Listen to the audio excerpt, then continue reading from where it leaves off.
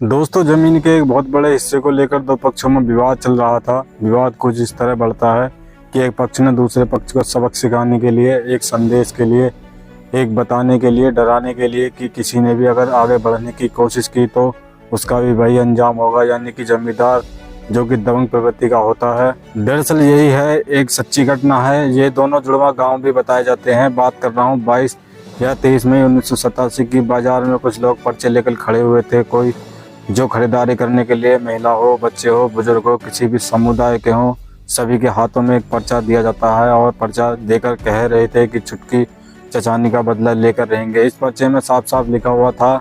लोगों ने इस पर्चे को हाथ में लिया, पढ़कर देखा। उसके बाद यह चर्चाएं बहुत तेजी के साथ शुरू होती हैं।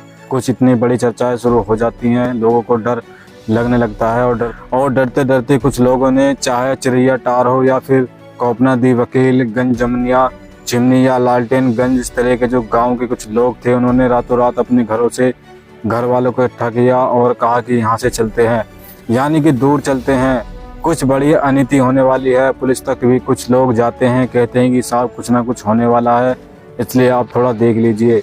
आप कुछ, जैसे कि पुलिस रात में पहरा देती है या फिर आ जाती है तो पुलिस का खौफ बना रहेगा, तो जाहिर सी बात है कुछ बड़ा नहीं होगा। लेकिन यह संदेश बड़ा इसलिए माना जा रहा था, एमएमसी का संदेश था। एमएमसी यानी कि माओवादी कम्युनिस्ट सेंटर, उनका जब संदेश था तो जाहिर सी बात है लोगों का डरना लाजमी था। वो एक तरह से नक्सली टेररिस्ट की तरह काम कर रहे हैं और जब ये संदेश मिलता है तो उसके बाद कुछ लोग यहाँ से चले जाते हैं। लेकिन मदनपुर थाना क्षेत्र का एक गाँव लगता है, जो मदनपुर थाने से लगभग 4 किलोमीटर जो गाँव होता है, जो जुड़वा गाँव बताया जाता है, दलेल, चक और बोरा। यहाँ पर 29 मई 1987 की रात लगभग 8 बजे के आसपास का वाकया था। कुछ लोग संख्या बताते हैं 300, कुछ बताते हैं 400, तो कुछ बताते हैं लगभग 700 लोग थे। और 700 लोगों के हाथों में किस तरह के डंडे हैं, किसी तरह के धारदार हथियार हैं, किसी तरह की कुल्हाड़ी हैं, तो किसी के हाथ में बंदूकें और कोई तमंचे लेकर आया था। इस तरह से लोग बड़ी संख्या में जब इन दोनों गाँव की तरफ दौड़ रहे थे, भाग रहे थे, चीख रहे थे, चिल्ला रहे थे, और जो रात में जो आवाज़ें आ रही थी वो आवाज़ें कई किलोमीटर तक चीख रही थी, क्योंकि सन्नाटा था, कोई शोर शराबा नहीं था। आजकल तो वाहन भी बहुत ज़्यादा हैं, उन दिनों में इतना वाहन भी नहीं हुआ करते थे। इस चीख पुकार, इस शोर शराबे की आवाज़ थी और शोर शराबे की आवाज़ में सिर्फ वही आवाज़ लग रही थी, चुटकी चचानी का बदला लेकर रहेंगे, एमएमसी जिंदाबाद।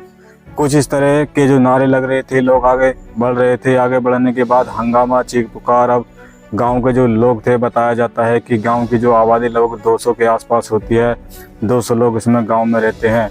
सभी धर्म, सभी जातियों के लोग थे उसके अंदर। अब यहाँ जब इन लोगों ने बड़ी संख्या में, भीड़ ने आगे बढ़कर, कुछ गांव के लोग यहाँ से भागने की कोशिश कर रहे थे, क्योंकि बड़ी संख्या में लोग पहुँचे। उन्होंने भागते हुए लोगों को पकड़ लिया। पकड़ने के बाद एक गाँव के पीपल का पेड़ होता है, उस पीपल के पेड़ के पास उन्होंने लोगों को इकट्ठा करना शुरू कर दिया। ज़्यादातर युवा थे या पुरुष थे, लेकिन महिलाएं और बच्चे बुजुर्ग जो होते हैं वो घरों में जाकर छुप जाते हैं जहां उन्हें मौका मिलता है। अब यहाँ युवा और जो पुरुष थे, उन्होंने एक पीपल के पेड़ के पास बुलाया जाता है, उनके हाथ बांधे जाते हैं, उनके पैर बांधे जाते हैं ताकि वो भाग ना सके।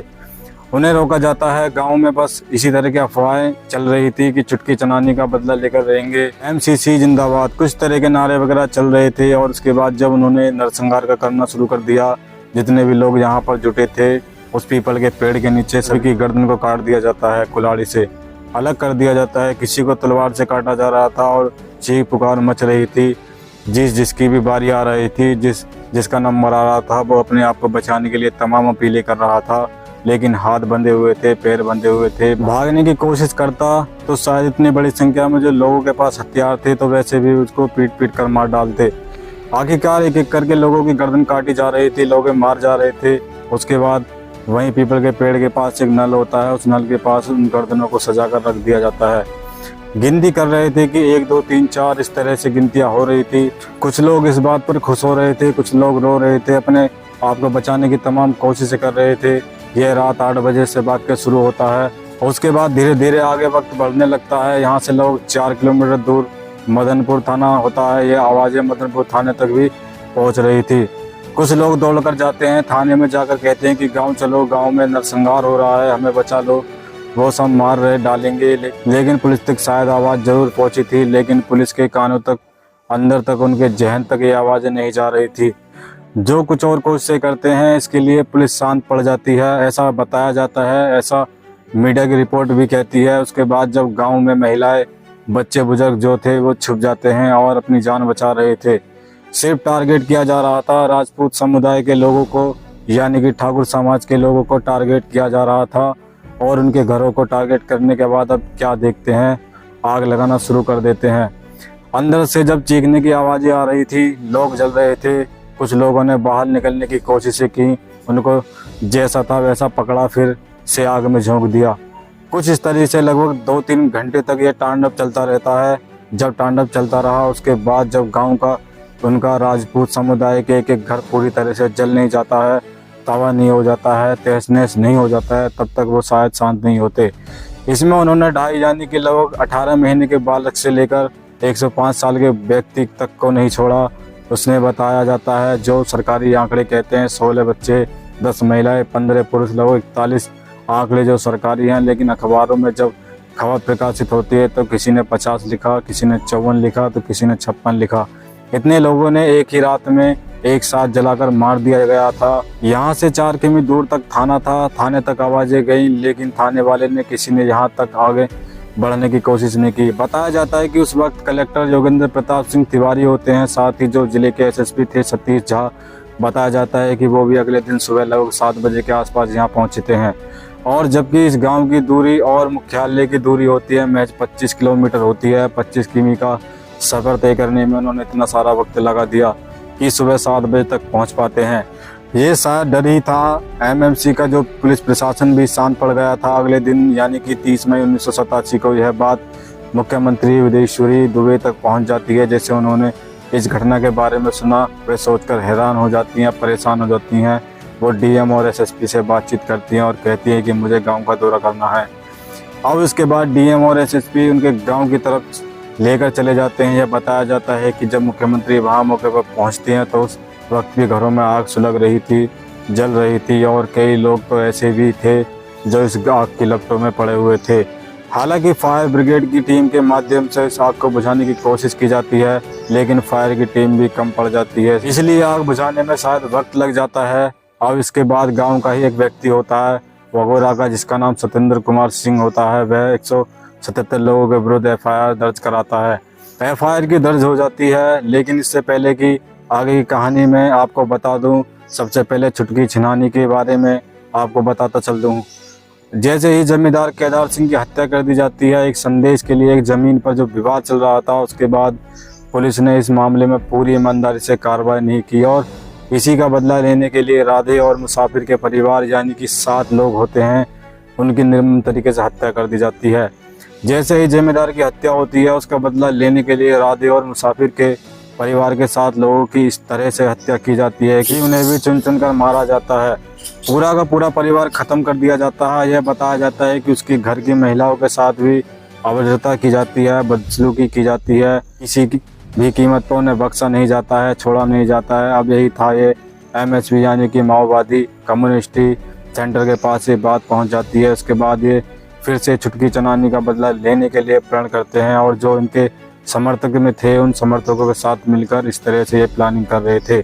और प्लानिंग के बाद फिर उन्होंने इस घटना को अंजाम दे दिया था। एफआईआर दर्ज हो जाती है 177 लोगों के खिलाफ, लेकिन अदालत में जब सबूत दिए जाते हैं, जबकि वहाँ पर 600 से 700 लोग आए थे और 177 के खिलाफ एफआईआर होती है, और उसमें भी सिर्फ 8 लोगों पर ही अपराध सिद्ध पाया जाता है। और अपराध सिद्ध होने की वजह यह थी क्योंकि जो मारे गए थे उसमें गया सिंह, सीताराम की पत्नी कीर्ति, कुमारी रेणुका, ऋतु गया, प्रसाद, इस तरह से 7 लोग, 6 लोग एक ही परिवार के मारे जाते हैं। इस परिवार का इकलौता मात्र एक बालक बचता है जिसका नाम शैलेंद्र कुमार होता है। उस वक्त उसकी उम्र लगभग 9 साल के आसपास होती है। जब उसके परिवार के लोगों की वह भीड़ हत्या कर रही थी, तब यह बालक छुपकर अपने परिवार को देख रहा था किस तरह से परिवार के एक एक सदस्य की हत्या की जा रही है। इसमें उसके माता पिता होते हैं, बालक की 3 बहनें होती हैं और उसका चाचा होते हैं।